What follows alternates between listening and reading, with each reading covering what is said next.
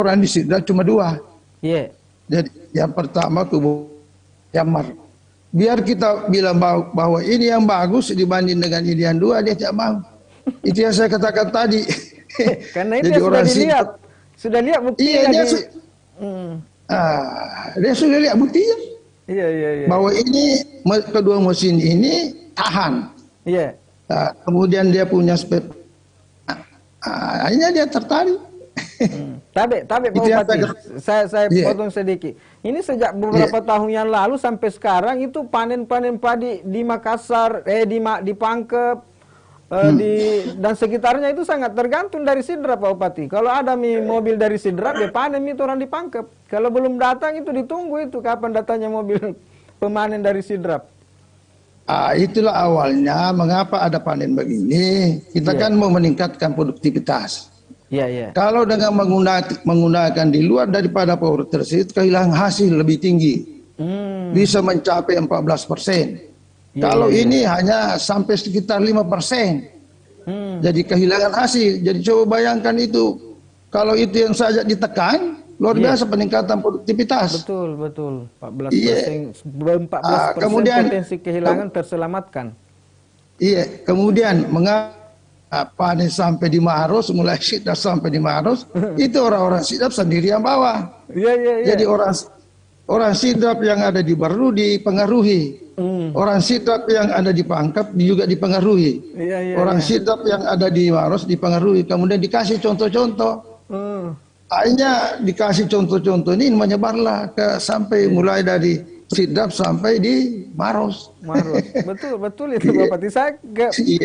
Di kampung saya, kebetulan saya di Pangkep itu, saya biasa pulang bilang, kenapa belum panen padi nih? Bilang, belum datang mobil dari Sidrap.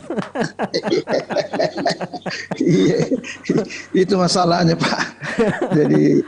Jadi saya bilang orang Sidrap itu setelah dilihat, diperlihatkan juga contoh di beberapa kabupaten. Cara panennya begini.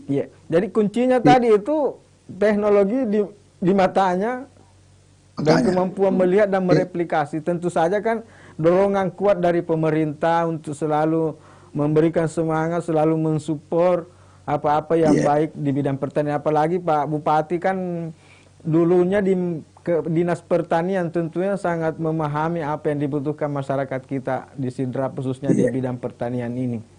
Pak Bupati ke depan mungkin apa kira-kira Pak Bupati yang menurut Pak Bupati yang masih perlu dikembangkan untuk lebih meningkatkan lagi ke posisi Sidrap sebagai lumbung pangan nasional?